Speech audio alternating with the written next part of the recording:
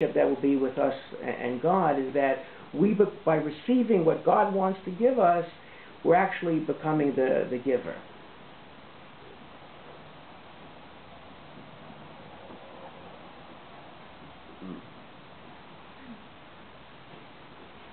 Okay, so when we so Rav Ashlag divides the history of the world into basically three stages. One is the initial thought in the Creator, in the Ein Sof, which is to bestow His beneficence to His creatures. Also that we are just like God in His original thought, that we are these perfect beings that desire to give.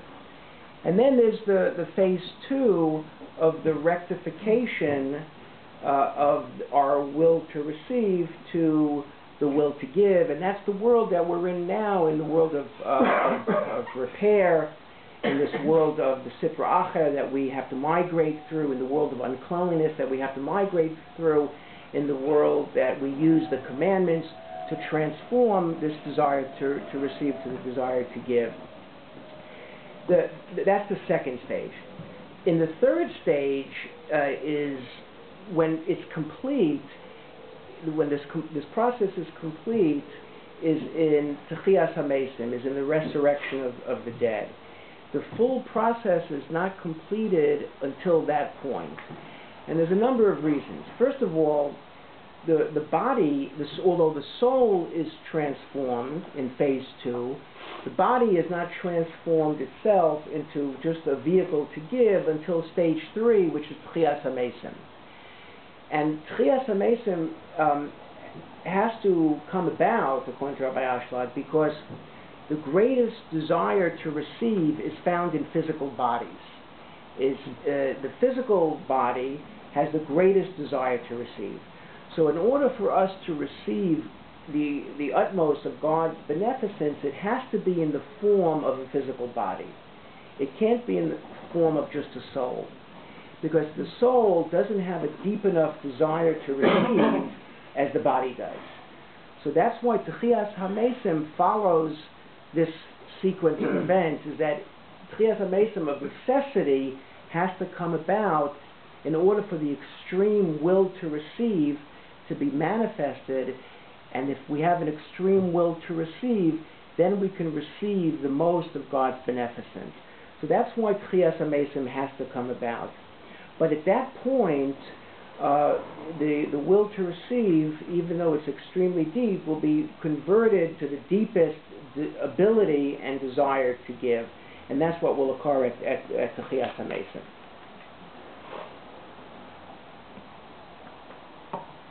When we completely transform the desire to receive to the desire to give, then the whole purpose of the unclean world will disappear, and that's the point where death will be swallowed up forever.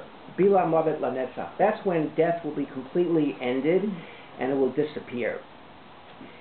All of disease and all of illness and suffering and wars will end at that point, when this basically this construct of the Sitra Achar, of the other world, disappears, because there will no longer be a need for it, because we will have fully transformed the desire to receive to a desire to give, and that desire is going to be found in a physical body. Again, because the deepest desire to receive is found in the physical form, and that's ultimately how we're going to be able to transform that desire to the deepest desire to give. So that's basically many pages in the introduction of the Zohar.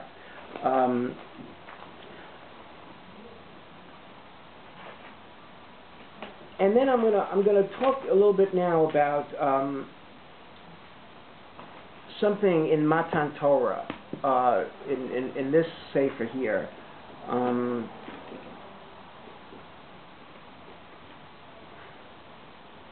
Okay.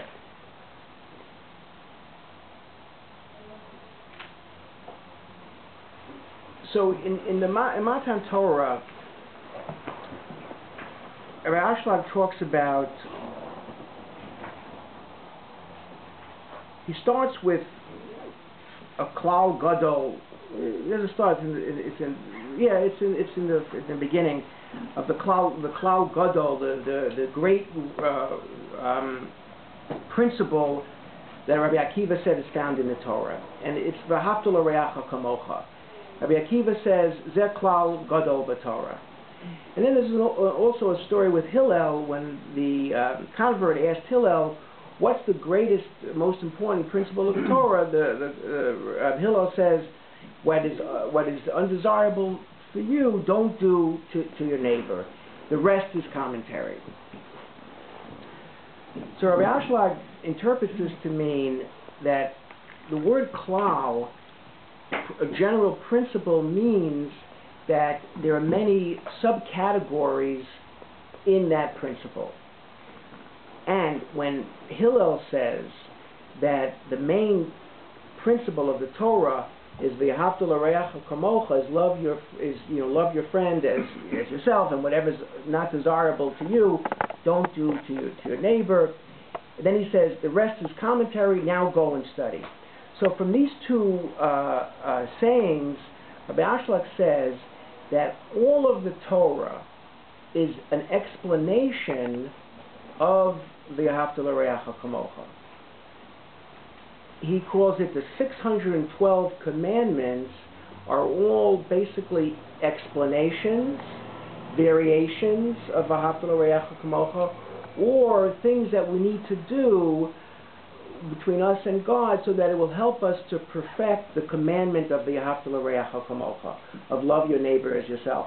And that's the meaning of klal gadol, that it's a general principle, meaning that there are many subcategories in that great overriding principle. And all those subcategories are basically the 612 commandments.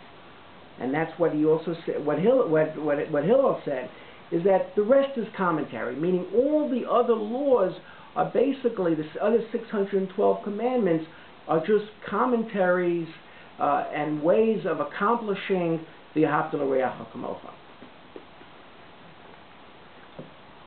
In Matan Torah, Rabbi Ashlag says that ultimately the purpose of the Torah is that we become one with God, that we cling to God, that we become true givers.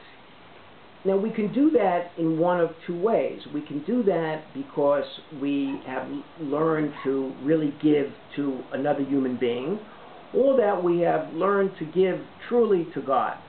But what Rabbi Ashlag says is that it's much easier to accomplish the laws of between you and God, because God is not there giving you checks and balances to tell you whether you're doing it right or not.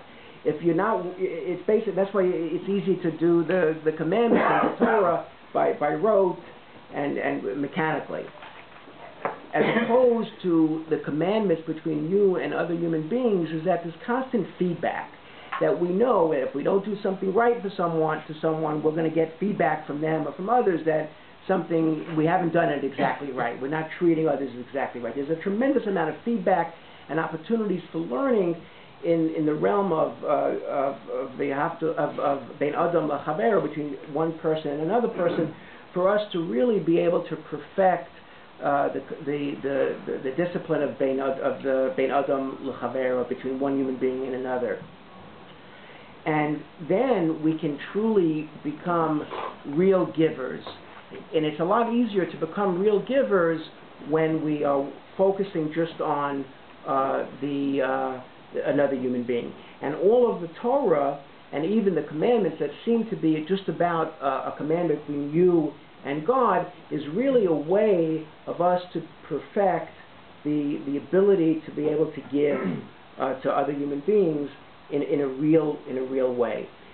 And when we are able to do that, then we're one in form with God Himself, because we're true givers just like God.